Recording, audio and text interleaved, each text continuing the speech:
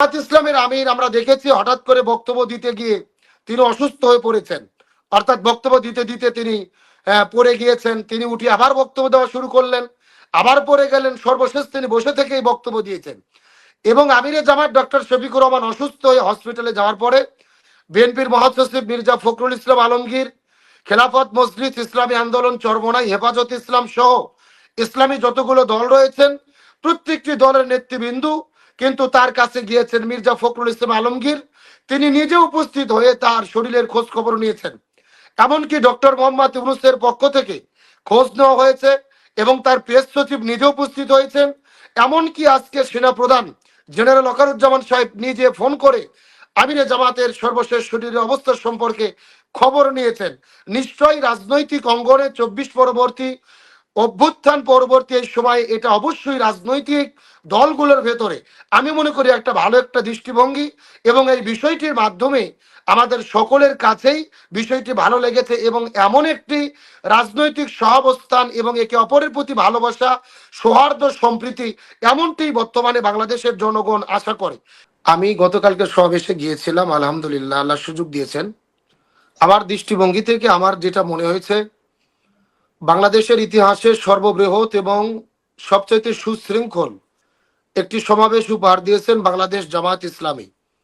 এবং জামাত ইসলামীর এই সমাবেশে বাংলাদেশের 64টি জেলা, প্রতিটি উপজেলা, প্রতিটি ইউনিয়ন, প্রতিটি গ্রাম এবং আমি মনে করি এমন কোনো পাড়া মহল্লা নেই যেখান থেকে 2-4 জন ব্যক্তি এই সমাবেশে উপস্থিত হয়নি। সুতরাং আমি মনে করি এটা শুধু ঢাকার সমাবেশ নয়, গতকালকের জাতীয় সমাবেশ পুরো বাংলাদেশের মানুষ একত্রিত হয়েছিলেন। সর্ববৃহৎ একটি সমাবেশ জামাত ইসলাম করেছেন এবং এই সমাবেশটি শুধু সোহরাওয়ার্দী উদ্যান নয়, সোহরাওয়ার্দী উদ্যান পার হয়ে এদিকে পল্টন থেকে শুরু করে প্রেস ক্লাব, শাহবাগ চত্বর, ঢাকা বিশ্ববিদ্যালয়, মেডিকেল, আশেপাশের পুরো এলাকায় লোকে লোকারণ্য হয়েছে। এবং সোহরাওয়ার্দী উদ্যানে যে পরিমাণ মানুষ ছিলেন তার কয়েক গুণ মানুষ ছিল এর বাইরের, অর্থাৎ উদ্যানের বাইরে।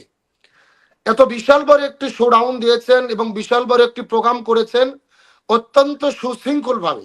আমার আগে আফসারি ভাই বলছিলেন যে এত বড় শোডাউন দিয়ে জনদুর্ভোগ, মানুষের কষ্ট হয়, রোগীর সমস্যা হবে।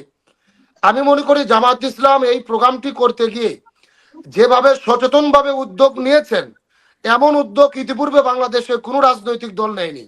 যদি প্রশ্ন করেন কিভাবে, পুরো রাজশাহী, রংপুর বিভাগ, 16টি জেলার মানুষ আমরা যারা গিয়েছি আমাদের গাড়ি রাখা বাধ্যতামূলক করেছিলেন সেই সংসদ ভবনের পাশে বাণিজ্য মেলা মাঠে। অর্থাৎ এখানে রেখে আমরা 1 ঘন্টা হেঁটে সমাবেশে গিয়েছি। উদ্দেশ্য ছিল যেন রাজধানীবাসীর জনদুর্ভোগ না হয়। আবার যারা এইরকম ভাবে চতুর্দিক থেকে এসেছেন, ঢাকার এরিয়ার অর্থাৎ মূল ঢাকার অনেক দূরে গাড়িগুলো রাখার ব্যবস্থা করেছেন সংগঠন থেকে। অর্থাৎ জামাত ইসলাম চায়নি রাজধানীবাসীর যেন দুর্ভোগ হয়। তার মানে যতটুকু সচেতন হওয়া দরকার ততটুকু উদ্যোগ তারা নিয়েছেন। তারপরেও যদি কেউ জনদুর্ভোগে পড়তেই পারেন, এর জন্যই কিন্তু জামাত ইসলামের পক্ষ থেকে সমাবেশের আগের দিনেই আগাম ক্ষমা চেয়ে রেখেছেন যে এর পরেও আমরা বিশাল বড় প্রোগ্রাম করছি, যদি কোনো কষ্ট রাজধানী বেশি পেয়ে থাকে তার জন্য আমরা ক্ষমা চাই। সুতরাং এর চাইতে ভালো উদ্যোগ বা ভালো কোনো সিস্টেম ইতিপূর্বে কোনো দল নিয়েছে বলে আমার মনে হয় না। এখন গতকালকের সমাবেশটি হয়ে যাওয়ার পরে একটি বিষয় আমার কাছে খুবই ভালো লেগেছে আমার কাছে, সেটা হলো জামাত ইসলামের আমির আমরা দেখেছি হঠাৎ করে বক্তব্য দিতে গিয়ে তিনি অসুস্থ হয়ে পড়েছেন।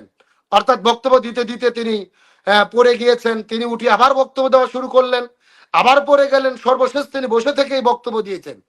এবং আমিরে জামাত ডক্টর শফিকুর রহমান অসুস্থ হয়ে হসপিটালে যাওয়ার পরে বিএনপির মহাসচিব মির্জা ফখরুল ইসলাম আলমগীর, খেলাফত মজলিস, ইসলামী আন্দোলন চরমোনাই, হেফাজত ইসলাম সহ ইসলামী যতগুলো দল রয়েছেন প্রত্যেকটি দলের নেতৃবৃন্দু কিন্তু তার কাছে গিয়েছেন। মির্জা ফখরুল ইসলাম আলমগীর তিনি নিজে উপস্থিত হয়ে তার শরীরের খোঁজ খবর নিয়েছেন।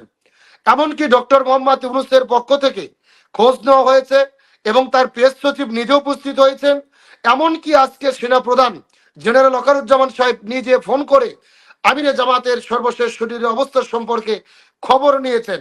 নিশ্চয়ই রাজনৈতিক অঙ্গনে 24 পরবর্তী অভ্যুত্থান পরবর্তী এই সময় এটা অবশ্যই রাজনৈতিক দলগুলোর ভেতরে আমি মনে করি একটা ভালো একটা দৃষ্টিভঙ্গি, এবং এই বিষয়টির মাধ্যমে আমাদের সকলের কাছেই বিষয়টি ভালো লেগেছে, এবং এমন একটি রাজনৈতিক সহাবস্থান এবং একে অপরের প্রতি ভালোবাসা, সৌহার্দ্য, সম্প্রীতি, এমনটি বর্তমানে বাংলাদেশের জনগণ আশা করে।